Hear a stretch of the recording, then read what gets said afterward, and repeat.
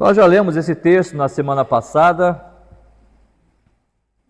mas vamos lê-lo novamente, dando agora um outro enfoque, uma outra perspectiva, diferente da que nós demos na semana passada. Texto bem conhecido, que vai dizer o seguinte: então ele me disse, a minha graça te basta, porque o poder se aperfeiçoa na fraqueza, de boa vontade, pois mais me gloriarei na fraqueza, para que sobre mim repouse o poder de Cristo. Então ele me disse, a minha graça te basta, porque o poder se aperfeiçoa na fraqueza. De boa vontade, pois mais me gloriarei nas fraquezas, para que sobre mim repouse o poder de Cristo. Vamos orar mais uma vez. Muito obrigado, Senhor, pelo tempo que o Senhor nos dá aqui. Obrigado pela tua palavra.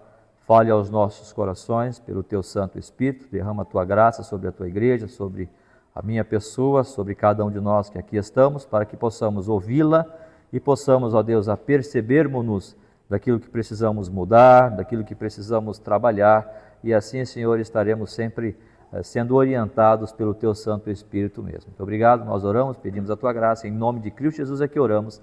Amém, Senhor. O Senhor Jesus Cristo vai falar para Paulo, Paulo, é o seguinte, a minha graça te basta, né? Senhor, eu preciso de certas coisas, eu preciso... Paulo, a minha graça te basta. Nós falamos que a graça de Deus, ela nos salva, não é? As funções da graça. A primeira função da graça é, portanto, salvar. O texto que temos lido, texto básico, é 1 de Pedro, capítulo 5, versículo 10. Ora, o Deus de toda graça. Já decoramos, não? Não, nem eu decorei. Ora, o Deus de toda graça, que em Cristo vos chamou à sua eterna glória, depois de teres sofrido por um pouco, Ele mesmo vos há de aperfeiçoar, firmar, fortificar e fundamentar. O Deus de toda graça. Uma das características dos atributos de Deus é graça. Já vimos que graça é um favor não merecido.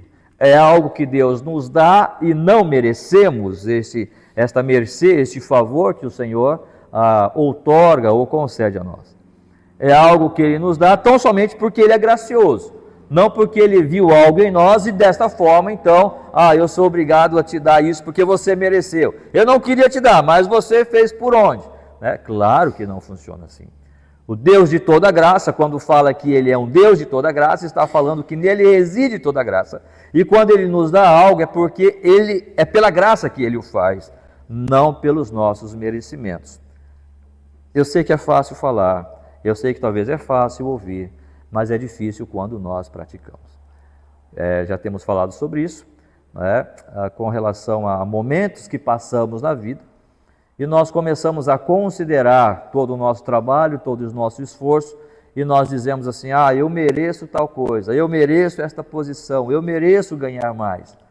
Talvez, no que diz respeito ao nosso relacionamento humano, no trabalho, enfim, pode até ser. Mas no que diz respeito a Deus, principalmente para nós que entendemos que Deus está no controle de todas as coisas, nós precisamos cuidar com isso. Porque tudo que temos, tudo que somos, vem pela graça. Quando nós entendemos a nossa degradação espiritual como seres humanos que somos, nós entendemos que só o fato de sermos salvos foi porque Ele o fez pela graça. O irmão João leu na sua liturgia, o texto de Efésios capítulo 2, verso 8 e 9, porque pela graça sois salvos por meio da fé. Isso não vem de vós, é dom de Deus, não de obras para que ninguém se glorie. É interessante quão claro é este versículo. De nós abrirmos a boca, de cair o queixo, de quão claro é esse versículo e qual a dificuldade para nós entendermos isso. Eu não estou falando dos incrédulos. Eu não estou falando de quem nunca ouviu a palavra, de quem não frequenta a igreja. Eu estou falando de nós, seres humanos, que um dia fomos regenerados pela graça de Cristo, mas achamos que temos o direito de cobrar de Deus alguma coisa. Talvez os irmãos já ouviram coisas do tipo, eu reivindico, Senhor, eu ordeno. Alguma coisa está errada com esse cidadão. Oi? Eu declaro, não é verdade? Eu declaro. Declarar o quê? Quem declara é Deus. Quem estabelece é Ele. Quem delimita as coisas é Ele. E Ele o faz pela sua graça e na hora que Ele quer e quando Ele quer. Nós temos essa tendência de nos orgulharmos a tal ponto de acharmos que nós somos a coisa mais importante do negócio. De acharmos que nós somos a bolachinha mais recheada do pacote. O ó do Borogodó, né? Já ouviram essa expressão? Já conseguiram? Tentem falar Borogodó sem ó. Não sai Borogodó. Né? Não tem como. Então nós achamos que nós somos esta coisa tão importante que a coisa não vai funcionar sem nós. A igreja não vai caminhar se eu não estiver ali.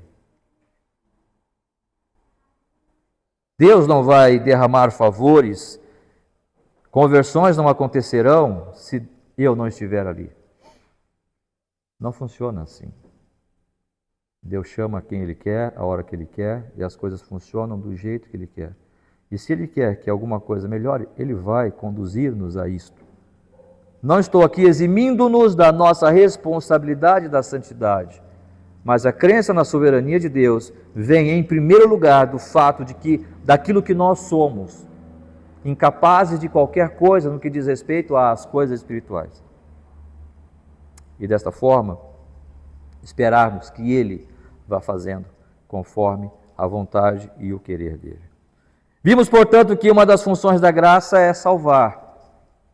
Vimos também que outra função da graça é educar, é ensinar.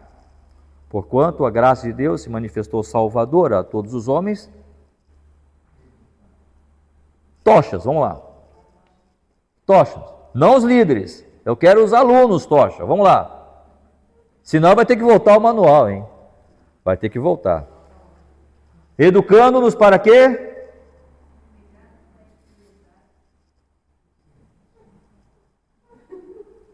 Vai ter que voltar o manual. Eu estou achando que vai ter que voltar na prova de ingresso, hein? Hã?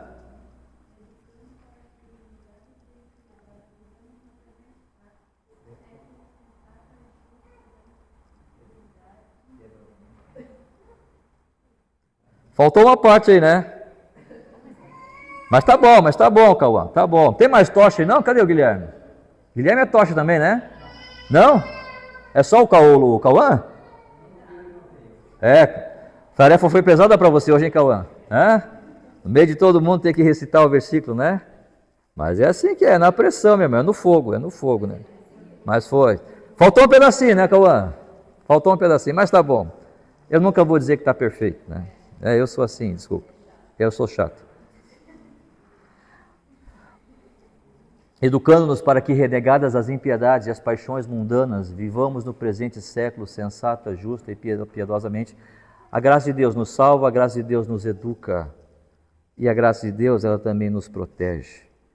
Vocês já ouviram a história daquele missionário que foi pregar em determinada cidade e aquela cidade era uma cidade hostil? Isso aí não é tempos remotos, não. Isso aí é tempos modernos ali na Rússia, na Europa, ali, né? Não me recordo qual era efetivamente a cidade, mas aquele missionário foi pregar e aquela cidade, aquele local era, como disse, hostil ao Evangelho, né? Mas ele foi para a praça e lá estava preparado para pregar, estava colocando ali os seus aparelhos, seus instrumentos para subir, o seu palanque ali para subir e pregar o Evangelho, e o prefeito da cidade sul falou, não, eu não quero ninguém pregando o Evangelho aqui, mandou a polícia ir lá.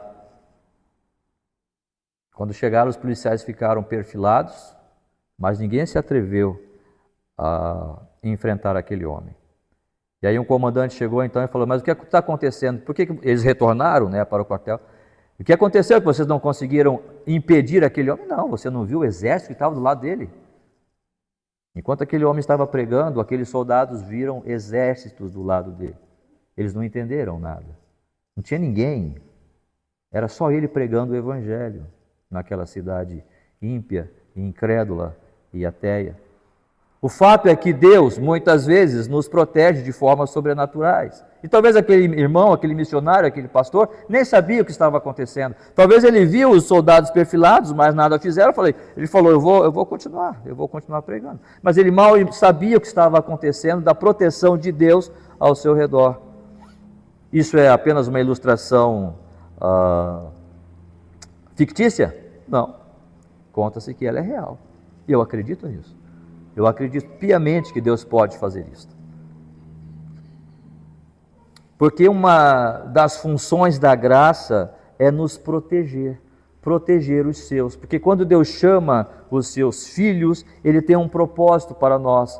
E dentro deste propósito, o apóstolo Pedro vai dizer que o diabo anda em derredor buscando alguém para devorar. E este alguém, sabe quem é? São aqueles que creem em Cristo, aqueles que promovem o Evangelho, aqueles que professam esta graça que um dia receberam. Esta luta é constante, irmãos. Esta luta é incessante, não tem como. Nós, como cristãos, achamos, neste evangelho social que infelizmente se prega hoje, achamos que nós conquistamos uma posição lá de Cristo e agora tudo está certo, agora eu só vou aconselhar as pessoas, eu vou chegar aqui, só vou dar conselhos e mostrar, se, olha, eu sou um super crente, vou soltar raiozinhos sobre você e você então vai se dar mal se você tocar em mim ou se você falar de mim. Mentira! Talvez nós somos aqueles que mais vamos sofrer. O que Paulo vai dizer a respeito de si mesmo e dos apóstolos? Nós somos espetáculo do mundo. Nós somos colocados para espetáculo. E a ideia de espetáculo ali não é para que alguém aplaude, um show onde todos estão gostando. A ideia de espetáculo ali é que o cristão muitas vezes é colocado como aquele que vem, como os restolhos da guerra. Quando um país saía e conquistava outro país, eles traziam os seus prisioneiros. E lá atrás vinham aqueles humilhados. Este era o espetáculo, quando eles entravam em Roma, para que o povo todo aplauda o sucesso do exército, mas aqueles que estão lá são o espetáculo, os derrotados, os vencidos, os fracassados. Tá bom para você? Esse é o Evangelho. Esta é a graça de Deus.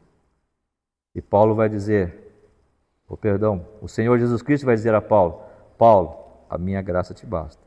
E se eu te chamei para ser espetáculo, que assim seja.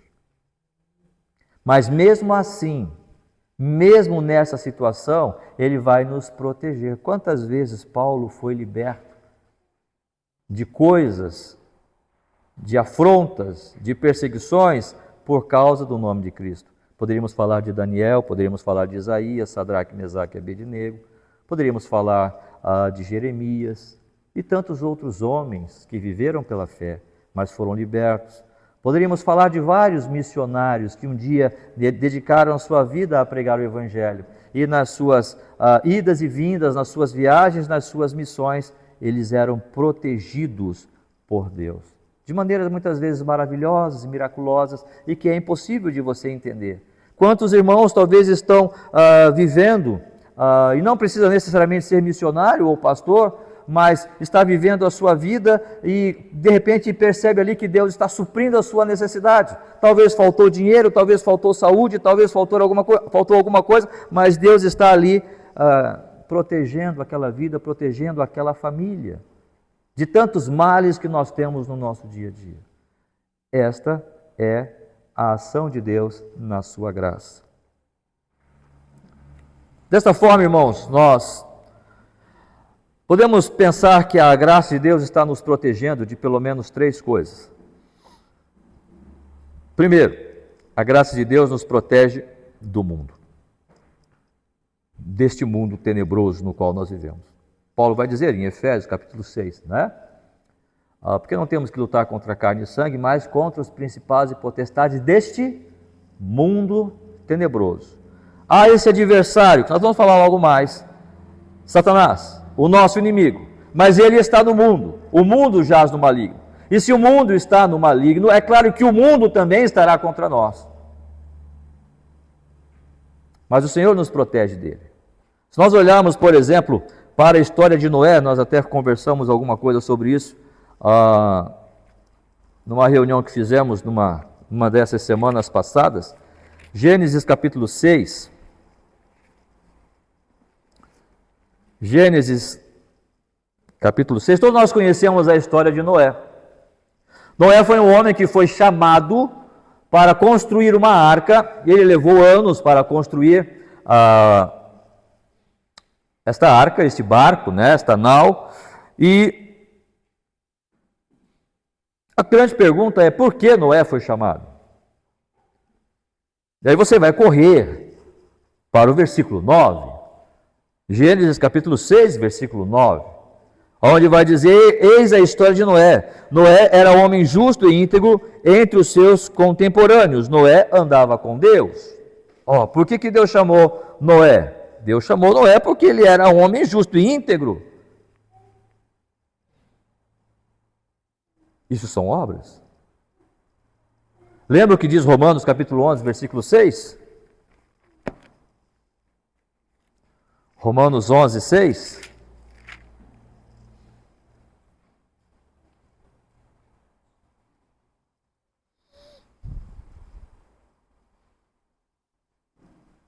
E se é pela graça, não é pelas obras. Do contrário, a graça já não é graça. Romanos 11, 6. E se é pela graça, já não é pelas obras. Do contrário, a graça já não é graça. Entramos numa sinuca de bico. Porque se Noé foi chamado porque ele era justo e íntegro, então ele não foi chamado pela graça, ele foi chamado porque ele era justo e íntegro. Ser justo e íntegro é obras. Boas obras, sim, mas continua no enquadramento de obras. Então não é graça. Só que não é essa a verdade. Se você ler o versículo 8, vai ficar muito claro. Porém, Noé achou graça diante do Senhor. Deixa eu explicar uma coisa. Por que Noé era justo e íntegro? Pela graça de Deus. Noé não foi chamado porque ele era justo e íntegro. Irmãos, podem ter homens que nunca conheceram a Deus. Você pode ir num mundo islâmico, você pode ir no mundo budista, e você vai encontrar homens justos e íntegros lá. E não significa que Deus está chamando estes homens para uma obra missionária. O fato de alguém ser justo e íntegro é ótimo, é moralmente sadio, e não estamos desprezando isto. Mas no que diz respeito à pessoa de Deus, Ele nos chama não porque alguém é justo e íntegro. Eu posso conhecer pessoas que não estão no nosso convívio eclesiástico, pessoas que são justas e íntegras no seu trabalho, nos seus negócios, no seu relacionamento com a família. E eu vou dizer mais, talvez até mais do que nós. Sabia? Pastor, mas o senhor está de mim? Não, é porque nós lutamos com coisas eternas, nós lutamos com coisas espirituais, por isso que a luta do cristão é maior. E a luta daquele que não teme a Deus, ele não tem esta luta. E ele pode viver esta vida justa e íntegra de forma, vamos imaginar, mais tranquila e mais fácil, porque ele não tem essa luta espiritual que nós enfrentamos todos os dias. Entende isso? E por isso que muitas vezes caímos. E por isso que o pecado em nós fica mais evidente, porque nós estamos vivendo esta luta. A grande graça e a grande alegria que temos é sabermos que em Cristo nós somos mais do que vencedores. Na verdade, Ele já venceu por nós. Mas em nós o pecado fica mais evidente. Mas fica claro que Noé não foi chamado porque ele era justo e íntegro. Ele não foi chamado porque andava com Deus. A graça de Deus foi com Noé. E por isso ele andava com Deus. O que é que diz Filipenses capítulo 2, versículo 13?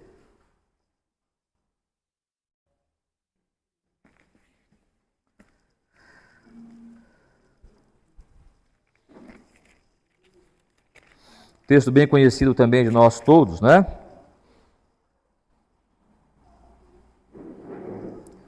Porque Deus é quem opera em vós, tanto querer quanto efetuar, segundo a sua boa vontade. Pastor, o senhor está esquecendo o versículo 12. Não, não estou esquecendo. É claro que há uma responsabilidade no homem de buscar desenvolver a salvação, mas essa salvação já foi dada pela graça. Eu não entendi a salvação pelas minhas capacidades, foi pela graça, porque pela graça sois salvos. Desenvolvei a vossa salvação. Ora, eu fui salvo pela graça. Portanto, há uma responsabilidade de desenvolver essa salvação que eu ganhei pela graça. Mas todo esse trabalho de efetuar esse desenvolvimento é Deus quem faz em mim. Porque é Ele quem efetua em vós, tanto querer quanto realizar, segundo a sua boa vontade. Portanto, Noé foi escolhido por Deus, porque Deus achou graça. Deus poderia ter escolhido Noé, poderia ter escolhido Sebastião, poderia ter escolhido Josafá, poderia ter escolhido sei lá quem. Deus escolheu Noé. E acabou.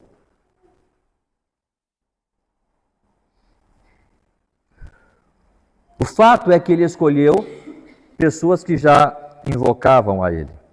Dentro de uma geração corrompida, perversa, que estava se manifestando, se enraizando na terra, e Deus disse, basta dessa geração. Quando nós olhamos para o capítulo 4, versículo 26, Gênesis 4, 26, vai dizer, a Sete nasceu-lhe também um filho, ao qual pôs o nome de Enos. Daí se começou a invocar o nome do Senhor. Desta linhagem se passou a invocar o nome do Senhor. Enquanto que todas as outras linhagens, todas as outras gerações estavam debochando de Deus, estavam desfazendo de Deus, estavam em rebeldia contra Deus, esta linhagem invocava o Senhor, buscava o Senhor. E desta linhagem, então, Deus escolheu Noé, que poderia ter escolhido qualquer outro. Mas Deus salva Noé daquele mundo, salva Noé e a sua família. Se Noé foi salvo pela graça, não é porque Noé era homem justo e íntegro, e por isso Deus manifestou a sua graça a ele, ou seja, ao contrário, né, Deus manifestou a sua graça a ele, e por isso ele se tornou justo e íntegro e andava com Deus, quanto mais a sua família, que não nos é falado nada a respeito dos seus filhos, muito menos das suas noras. É a graça. Deus salvou aquela família do mundo da perdição, da condenação eterna, do dilúvio que haveria de vir, daquele juízo que viria sobre aqueles povos. Mas pela graça, Deus salvou a Noé. E da mesma forma, Deus salva a mim, Deus salva você deste mundo. Jesus vai orar, não peço que os tire do mundo, mas que os livre do mal. É o Senhor Jesus orando por nós. Não porque ele estava vendo naqueles discípulos alguma coisa de força, de poder, de virtude, que fazia eles, ou que Jesus podia olhar para eles e perceber que eles haveriam de ser alguma coisa. Não, Jesus conhecia os seus discípulos, sabia quem era Pedro, sabia quem era João, sabia quem era todos eles. Tiago, ele sabia seus pontos positivos, mas sabia também as suas fraquezas. Mas Jesus ora, Senhor, não peço que tire eles do mundo, mas que livre eles do mal deste mundo. Assim somos nós. E Jesus vai orar não só por eles, mas Jesus vai dizer, eu oro também por aqueles que haverão de crer em mim. Jesus orou por você, Jesus orou por mim. Quão gostoso é isso, né? Sabia que Jesus orou por nós, para que nós fôssemos libertos do mal deste mundo, das perseguições e de todas as lutas que haveríamos de enfrentar. Isso deve ser para nós um conforto tão grande, saber que o Senhor Jesus intercedeu por mim, porque Ele sabia o que nós íamos viver neste mundo, Ele sabia o que nós íamos sofrer, Ele sabia das afrontas, Ele conhecia todo tipo de perseguição, toda a decepção e frustração que nós haveríamos de viver neste mundo. Mas Ele orou por nós, para que nós fôssemos libertos de tudo isso. Não libertos da perseguição, mas libertos de uma possível destruição, né, por parte de Satanás, porque ele é aquele adversário que anda em derredor buscando alguém para devorar. Ele quer devorar-nos constantemente, quer devorar a sua fé. Ele quer fazer com que nós não realizemos o nosso trabalho de viver a vida cristã que honre e glorifique ao Senhor. Portanto, o Senhor Jesus nos protege deste mundo que jaz no maligno, assim como livrou Noé. Ele livra cada um dos seus. Mas não somente Ele nos livra do mundo, mas Ele também livra-nos de nós mesmos. Ele livra-nos de nós mesmos.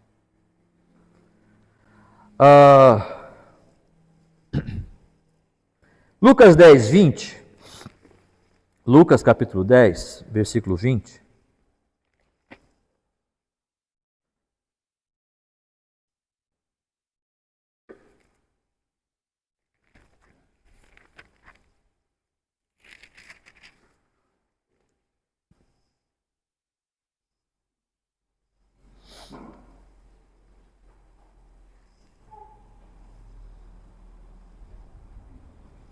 Vai dizer: não obstante, alegrai-vos, não porque os espíritos se vos submetem, e sim porque o vosso nome está arrolado nos céus.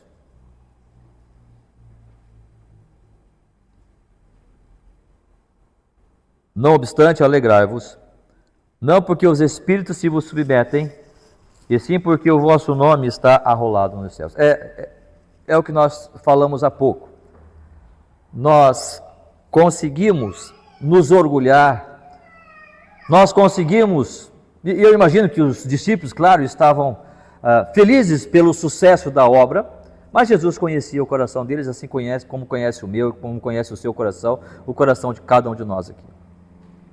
E Jesus poderia perceber uma raiz de mal aqui.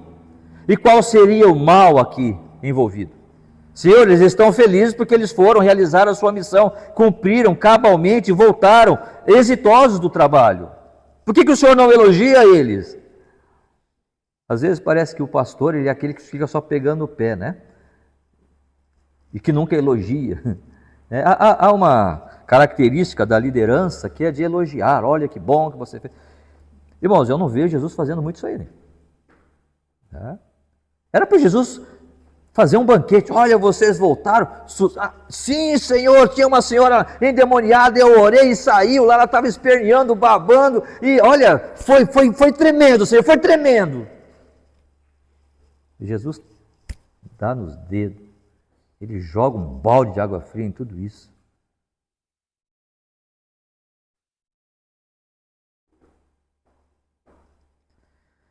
Vocês estão felizes?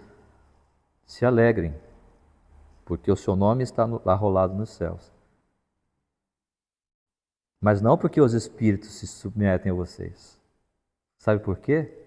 Um dia, esses demônios que vocês expulsaram, um dia eu vi o chefe deles caindo dos céus. E ele é o chefe desses demônios que vocês expulsaram. Se você olhar, por exemplo, o versículo 18, mas ele lhes disse: eu via Satanás caindo do céu como um relâmpago. Eu conheci Satanás. Eu sei o mal que ele pode fazer. Isso que vocês fizeram é nada. Vocês só expulsaram os súditos dele. Vocês estão se alegrando por coisa pouca, pequena. Vocês estão se alegrando por nada. Eu já vi coisas que estou parafraseando, né, Jesus? Eu já vi coisas aqui que, olha, se eu falar, vocês não vão entender. Lembra quando Paulo vai ao terceiro céu e diz: eu vi coisas coisas inefáveis.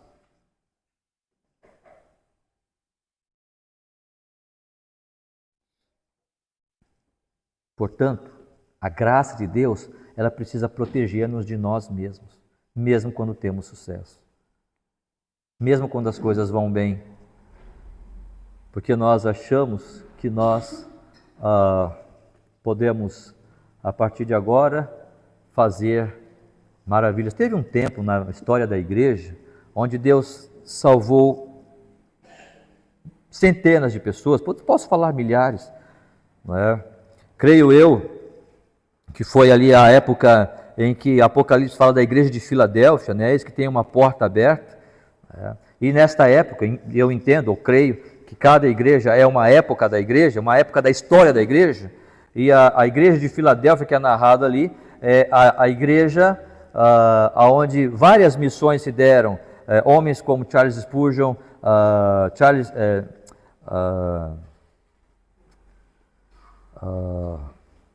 Hudson Taylor, Adoniram Hudson, né, e muitos outros missionários que saíram pelo mundo, George Whitefield. Estes homens foram homens que realmente levantavam-se, pregavam o evangelho e centenas de pessoas se convertiam. Só que tinha um grupo de pessoas que queria que isso seguisse, que isso continuasse. E se vocês leem o livro, se não me falha a memória, Os Puritanos, de D.L. Moody, esqueci o nome do pastor, ele era médico, mas ele escreveu o livro Os Puritanos. Mas havia um grupo de homens que continuaram orando e jejuando para que Deus continuasse fazendo aquilo, para que Deus continuasse realizando aqueles mesmos, aquelas mesmas maravilhas que eles viram esses outros homens fazendo, mas nada acontecia. Ou nada acontecia dentro daquela grandiosidade, entende? Porque nós não entendemos que Deus faz no tempo que Ele quer fazer. E se aconteceu ali, amém, graças a Deus, e vai fazer. E se Ele quiser fazer hoje, vai fazer. Você quer jejuar? Jejue. Você quer orar? Quer fazer vigília? Faça isso.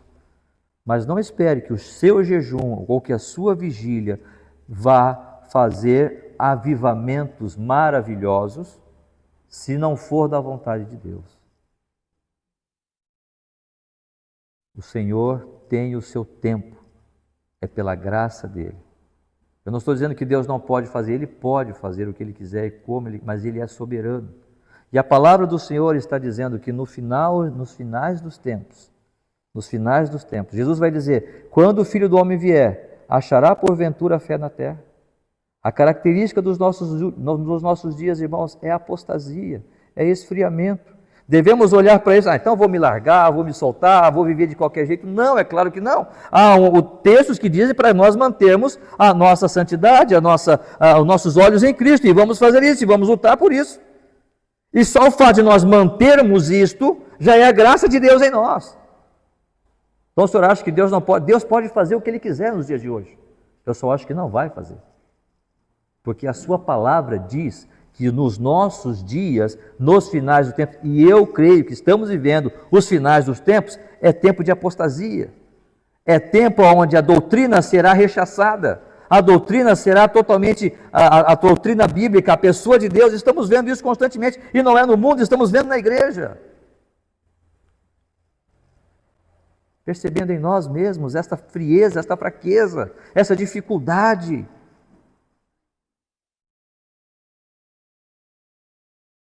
Em servir ao Senhor, em praticar a palavra do Senhor, muitas vezes. Desta devoção, desse apego à palavra, à intimidade com o Senhor Jesus Cristo.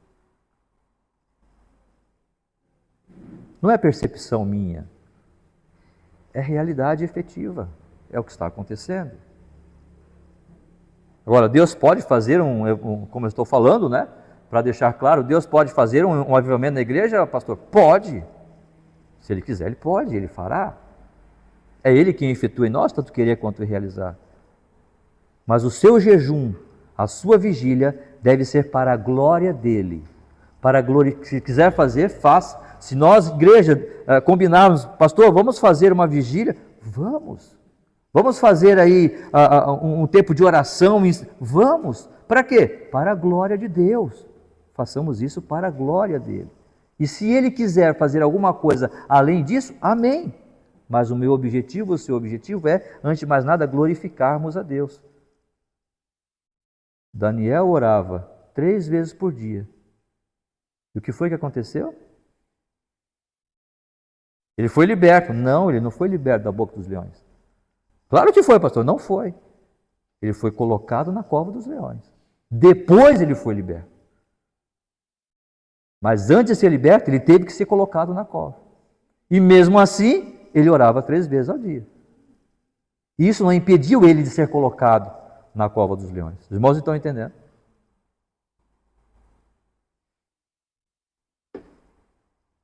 Talvez, se nós jejuarmos, orarmos e vigiarmos, Deus, assim como Daniel, vai também nos colocar na cova dos leões. Lembram de Sadraque, Mesaque e Abednego? Eles não se dobraram ao estátua, eles ficaram firmes.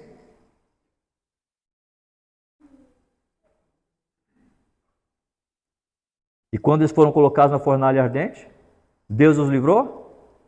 Não. Claro que sim, pastor. Não.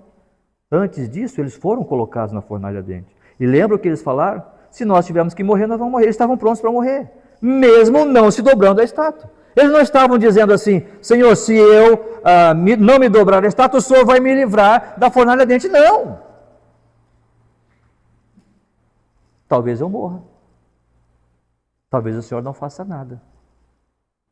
Eu vou manter a minha postura cristã, eu vou manter a minha santidade, eu vou manter aqui a minha comunhão com o Senhor, e a minha obediência e o meu temor ao Senhor. E talvez é 50% de chance de ser liberto, mas 50% de ser torrado ali na fornalha. Os irmãos entendem? Porque nós só vemos o final da coisa. Mas e se Deus dissesse: não, esses 3 homens vão morrer na fornalha, mesmo não tendo se dobrado à estátua? Os irmãos entendem? E ainda assim seria graça. Ainda assim seria a graça de Deus na vida deles, mesmo se eles tivessem morrido. Amém, porque eles não morreram e Deus o livrou e Deus mostrou o seu poder e a sua graça, a sua soberania na vida deles. Mas se Deus quisesse, como muitos outros homens morreram pela fé,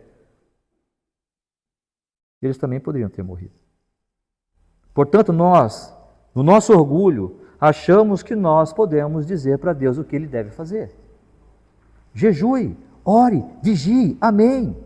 Mas não espere que através disso Deus vai ter que fazer alguma coisa porque você está fazendo isso. Isto é obra. Isto é obra.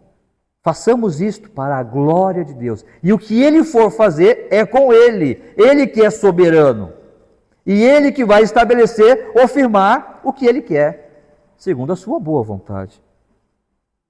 Portanto, o Senhor nos protege de nós mesmos, desse orgulho que nós temos de acharmos que nós podemos dizer o que Deus deve fazer. Apenas confiemos no Senhor. Confiemos naquilo que Ele é, um Deus poderoso, soberano, um Deus de toda a graça.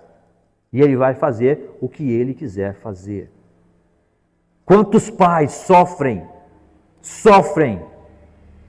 porque eles acham que se eles criarem os seus filhos assim, seus filhos serão assado. Não vai ser. Talvez seja pela graça de Deus, mas talvez não seja. Talvez o seu filho vai ter que passar por uma situação de frustração, de queda, de fracasso, para que ele possa aprender. E talvez você também. Aprender que é a graça de Deus na vida dele. Estou me eximindo da minha função de pai? Estou eximindo os pais da sua função de conduzir os seus filhos na palavra do Senhor? É claro que não. Nunca. Porém, nós temos que fazer aquilo que nós temos que fazer. Agora é Deus quem efetua na vida de cada um o querer e o realizar segundo a sua boa vontade, segundo a sua graça. E por que Ele faz isso? Ele faz isso para nós nos livrarmos de nós mesmos, pela sua graça. Paulo ora 3 vezes: Senhor, tira esse espinho de mim, tira esse espinho da minha carne, Senhor. E Deus vai dizer: Paulo, a minha graça te basta. E Paulo vai entender: de boa vontade eu vou fazer isso. Porque o poder de Deus se aperfeiçoa na minha fraqueza. Quando eu entendo que nada sou, quando eu entendo que as minhas ideias nada são, quando eu entendo que o meu projeto não é válido para estabelecer para Deus o que eu quero que Ele faça, quando eu entender que eu sou pequeno e nada posso fazer, ó Senhor, glórias a Deus, glória ao Teu nome, porque Tu és Deus de toda a terra, Tu és santo, eu nada sou. Me cabe apenas dobrar os meus joelhos, buscar ao Senhor, em humilhação, em humildade, dizer: Senhor, Tu és Senhor de toda a terra, faça a Tua vontade na minha vida. Enquanto a mim, eu vou buscar viver a minha vida a cada dia conforme aquilo que eu entendo ser a verdade revelada na tua palavra, para a tua glória. Se o Senhor quiser me fazer um grande homem de Deus, amém. Se não, me coloca na boca do leão, me coloca na fornalha ardente, faça o que o Senhor quiser. E se o Senhor quiser me livrar dali, amém. Se não, está tudo bem, Senhor, é para a tua glória.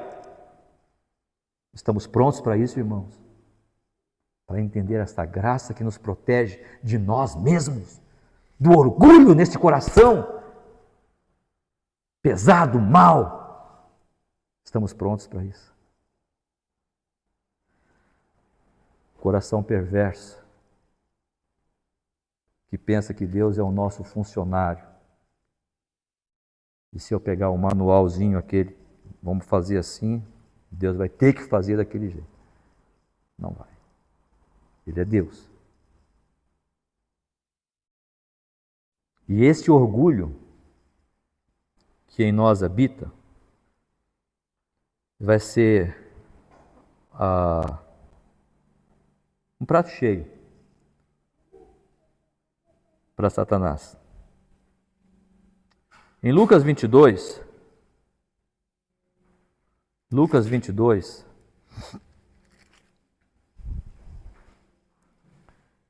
31 a 34,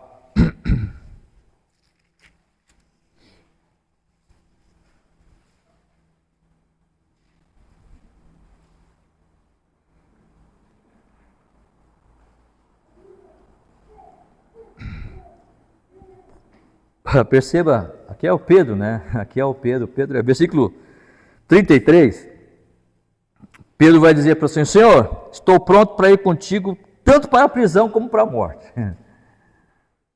Pedro, esse é bom, né? Senhor, vou contigo, estou contigo no abro, Senhor. Nós temos parceiro aqui, né? Nós temos parceiro nesse negócio, entendeu? É nós. Fechamento, nós dois, fechamento aqui, certo? Jesus vai olhar para Pedro e vai dizer: Pedro, versículo 31, Satanás vos reclamou para vos peneirar como trigo, Pedro. Satanás pediu, lembra de Jó? Quando Satanás vai a Deus: olha, teu servo, está vendo meu servo lá? Deixa eu tirar algumas coisas, deixa eu peneirar Jó. E Deus permitiu.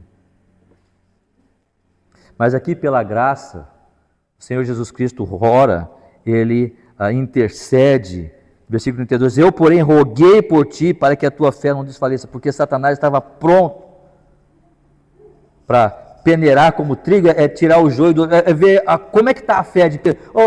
Jesus, deixa eu ver como é que está a fé de Pedro, deixa eu tocar na vida dele ali. E o Senhor roga, o Senhor Jesus ora, intercede por Pedro, para que ele não faça isso. Não a Satanás, mas a Deus, para que Deus impeça, pela graça, não faça isso. Porque Pedro já estava achando, por causa desse orgulho do qual nós somos afetados, que ele estava com o Senhor Jesus, e não demorou para provar que realmente Pedro não era essa coisa toda. Ok? Na primeira situação, Pedro nega Jesus. Não, eu não estou com ele, não, Nazareno, não, mas você fala igual, não estou, não é isso não. Mas eu vi você com ele, não, é outro, eu não. Mas o que eu quero trazer aqui, vinculado ao nosso orgulho que falamos anteriormente, que Satanás está pronto para pegar essa nossa fraqueza e nos atacar, e peneirar-nos a nossa fé.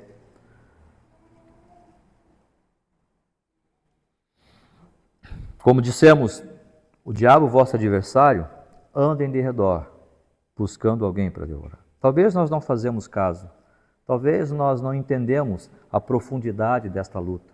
Como já citamos, Efésios capítulo 6, porque não temos que lutar contra a carne e sangue, mas contra os principados e potestades, contra as hostes espirituais no mundo, neste mundo tenebroso. A luta espiritual é grande, mas pela graça de Deus, pela intercessão de nosso Senhor, nós somos libertos, nós somos protegidos. Somos protegidos do mundo, somos protegidos de nós mesmos e somos protegidos de Satanás, o nosso adversário, aquele que está constantemente buscando alguém para para devorar. Mas 1 Coríntios 10, 13 vai dizer o seguinte, 1 Coríntios 10, 13. Não vos sobreveio tentação que não fosse humana, mas Deus é fiel, e não permitirá que sejais tentados além das vossas forças. Pelo contrário, juntamente com a tentação, vos proverá livramento de sorte que a possais suportar. Olha a graça de Deus se manifestando aqui. É claro, nós não temos a palavra graça, mas está dizendo que não veio tentação que não fosse humana. Aquilo que Deus permite, ou quando Satanás vem a nos tentar naquela fraqueza, que ele conhece as nossas fraquezas, ele conhece a sua fraqueza. Quando Satanás vem para nos tentar, essa tentação não está além das suas forças, não está além das minhas forças. Mas mesmo assim, mesmo Deus sabendo que nós podemos suportar, humanamente falando, vamos dizer, ou na força que o Senhor nos dá, e não permitirá que nós sejamos tentados além dessas forças. Pelo contrário, Ele nos dará o livramento. Ele não só não permite que nós sejamos tentados além da nossa força, mas, além disso, Ele nos dá a sua graça de nos dar o livramento mesmo nesses tempos de tentação que vamos sofrer por conta da ação de Satanás para nos derrubar, para nos fazer cair. Portanto, irmãos, a graça de Deus, ela nos protege. Talvez nem percebamos, mas ela nos protege do mundo no qual nós vivemos. No nosso trabalho, na escola, até mesmo na família. A graça de Deus nos protege de nós mesmos, do nosso orgulho, de acharmos que podemos ser alguma coisa.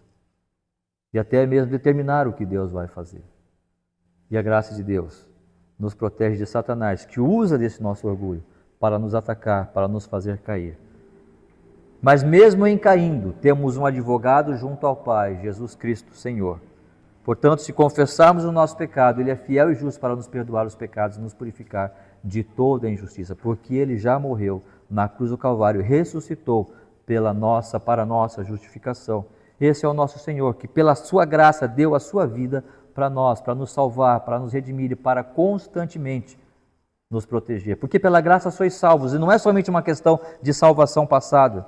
Podemos dizer, pela graça sois salvos, ou seja, pela graça vocês são salvos a cada dia. Não da salvação que nos levava à condenação, mas a salvação que precisamos continuamente na nossa vida, diariamente. A salvação do mundo, de nós mesmos e de Satanás que nos ataca constantemente. Que Deus nos abençoe, que nos guarde e nos faça entender esta graça que é constante em nossas vidas. Amém? Vamos passar à ceia do Senhor.